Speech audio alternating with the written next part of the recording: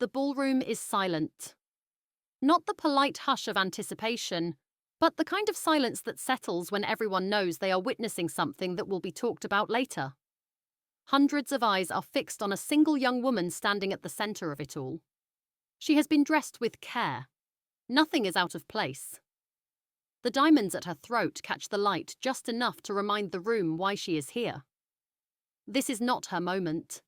It belongs to the people watching. Around her, society gathers in its full theatre.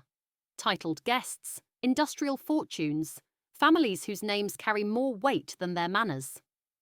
They have come not just to celebrate, but to observe. To measure what is being gained. To quietly note what is being exchanged.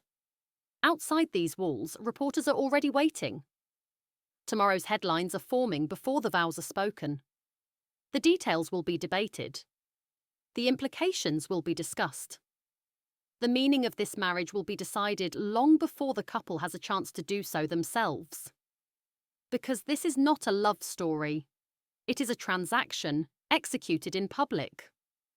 In the Gilded Age, money could build palaces, but it could not buy legitimacy outright. That had to be acquired more carefully, through names, titles, and alliances that carried history behind them. Marriage was one of the most efficient ways to do that, and the Vanderbilt dynasty understood efficiency. For decades, their wealth had reshaped America. Railroads stretched across the country. Fortunes were amassed at a scale that made old aristocracies nervous. But wealth alone did not secure acceptance. It only invited scrutiny. So the family did what powerful families have always done. They turned inward. They looked at their daughters. And they decided what those daughters were worth. This story is not about one scandal or one marriage or one betrayal. It is about a dynasty where women were treated as leverage and where the public never stopped watching. In Gilded Age New York, power rarely announced itself directly. It didn't raise its voice. It didn't demand attention. It moved through quieter channels, through drawing rooms and dining tables, through invitations extended and invitations withheld. In a society obsessed with appearance, exclusion was one of the most effective weapons available. Alva Vanderbilt understood this early. She married William K. Vanderbilt in 1875 and entered a family whose wealth was immense, but whose social footing was still uncertain.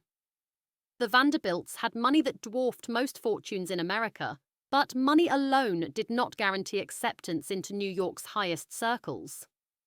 Old society guarded its boundaries carefully. Alva did not wait to be welcomed. She studied the rules instead. She learned that power in this world was not exercised through wealth alone, but through control. Control over who gathered where, who sat beside whom, and which names were spoken with approval. Hosting was not hospitality, it was strategy. Under her direction, Vanderbilt events became unavoidable.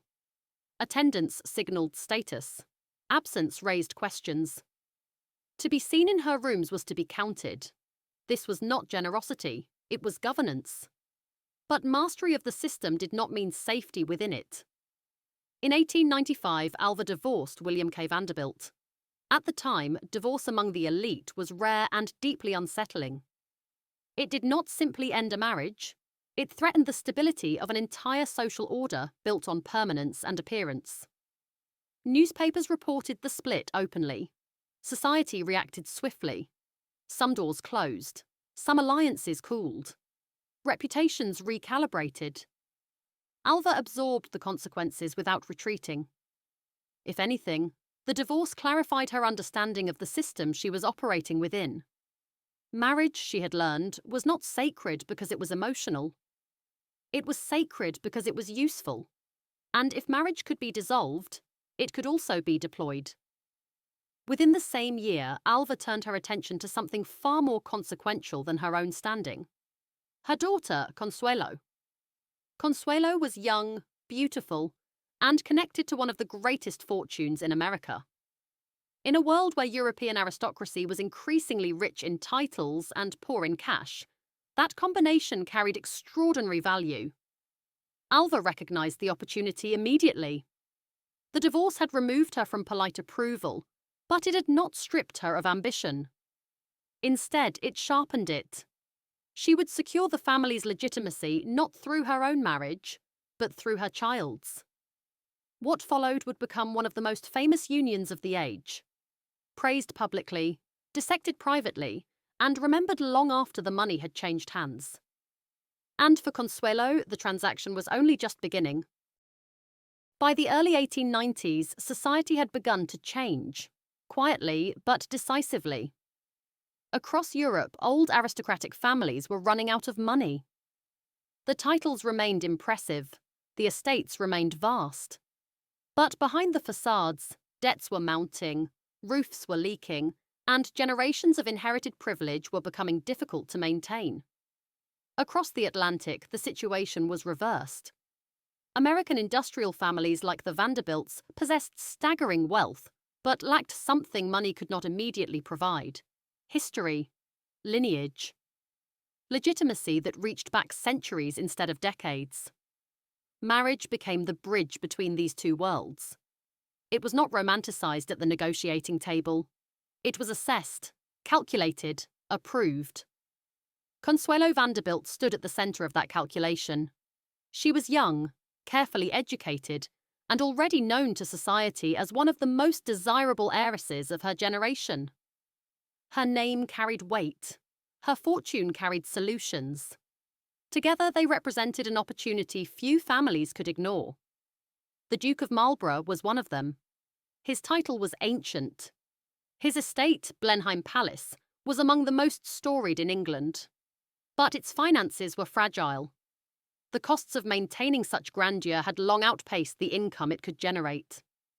The match solved both problems at once. From the outside, the arrangement appeared triumphant. Newspapers praised it as a fairy tale union. Society marvelled at the scale of the wedding, the symbolism of the alliance, the sense that two great worlds had finally joined hands. Inside the arrangement, the experience was markedly different. Later accounts consistently describe Consuelo as pressured into the marriage. The pressure did not arrive all at once, and it did not need to be loud. It came through expectation, through duty, through the quiet insistence that her personal reluctance was secondary to the family's future. Refusal was never framed as a real option. The marriage went ahead in 1895. From the moment it was completed, it began to perform exactly as it was designed to. Money flowed into the Marlborough estate. Repairs were made.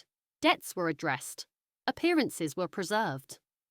Consuelo fulfilled her role flawlessly. What the marriage did not provide was intimacy. The union deteriorated slowly, in full view of a society that had celebrated it so eagerly. By 1906, the couple had separated. The separation itself was not treated as a scandal, so much as an inconvenience, a disruption to a story people preferred not to re-examine. The divorce followed in 1921.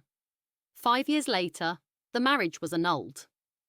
By then, the transaction was complete. Consuelo eventually remarried, this time to a man she chose for companionship rather than status. But the years she had spent serving as currency could not be reclaimed. They had already been spent, publicly, deliberately, and without apology.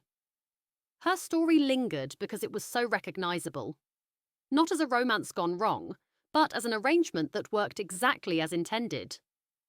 And while Consuelo's marriage had traded wealth for legitimacy, the next generation of Vanderbilt women would learn that even childhood could be drawn into the economy of public life.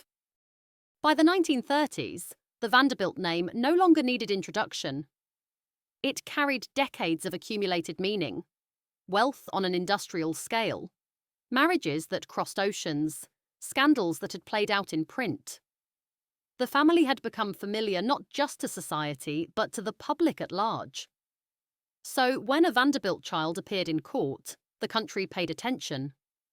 In 1934, 10-year-old Gloria Vanderbilt became the centre of a custody battle that unfolded under intense public scrutiny.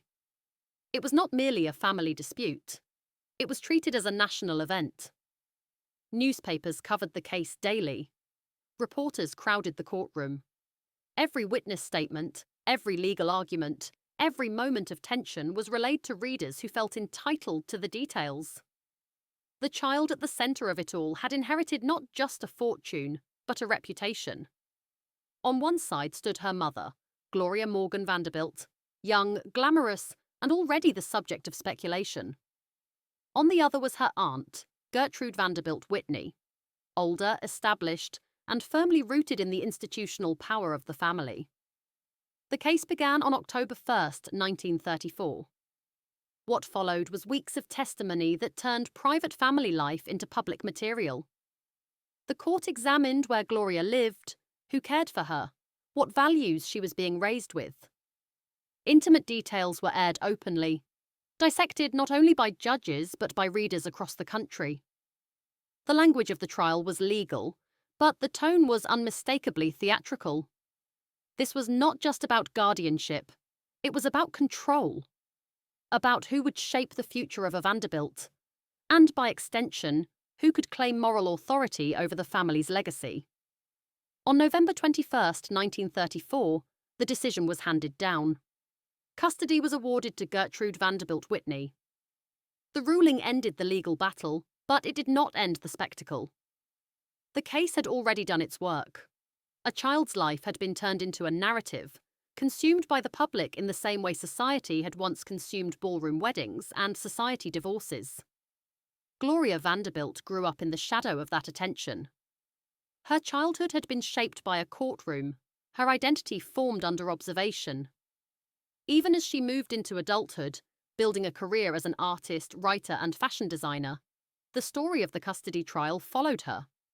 It became shorthand, a reference point, a reminder. Across generations, the pattern remained intact. Where Alva had learned to wield marriage as leverage, and Consuelo had been used to secure legitimacy, Gloria became something else entirely. She became a symbol, proof that even a child could be drawn into the economy of reputation, power, and public interest. The Vanderbilt women had once been exchanged quietly behind closed doors. By the 1930s, the exchange was happening in full view. By the time the dust settled, the Vanderbilt story no longer needed embellishment. The facts were enough. Alva Vanderbilt learned how power functioned in her world and chose to master it. She understood that marriage was not simply a personal bond, but a social instrument, one that could be dissolved, renegotiated, or redeployed when circumstances demanded it. Consuelo inherited the cost of that understanding. Her marriage fulfilled its purpose precisely because it ignored her inner life. The transaction succeeded, the estate survived, the name ascended. What it required from her was not consent, but compliance. Gloria inherited something different. Not a title and not a contract, but attention. Her childhood became public property, examined and judged by strangers who believed proximity to wealth entitled them to intimacy. The courtroom replaced the ballroom, but the dynamic remained unchanged. Across 3 generations, the Vanderbilt women occupied different roles, but served the same function. They were leverage. Their marriages, their reputations, even their childhoods were treated as assets, positioned, exchanged, and evaluated in full view of a society that never stopped watching. What makes this story endure is not the excess of money or the scale of the fortunes involved. It is the clarity with which it reveals a system that valued appearance over autonomy, legitimacy over affection, and spectacle over privacy. There is no need to condemn it loudly. The record already does that. Because when a family's greatest wealth is its ability to turn private lives into public currency, the cost is never fully paid by those who profit from the exchange. It is absorbed, quietly, repeatedly, by the women at the centre of the story. And history remembers the transaction,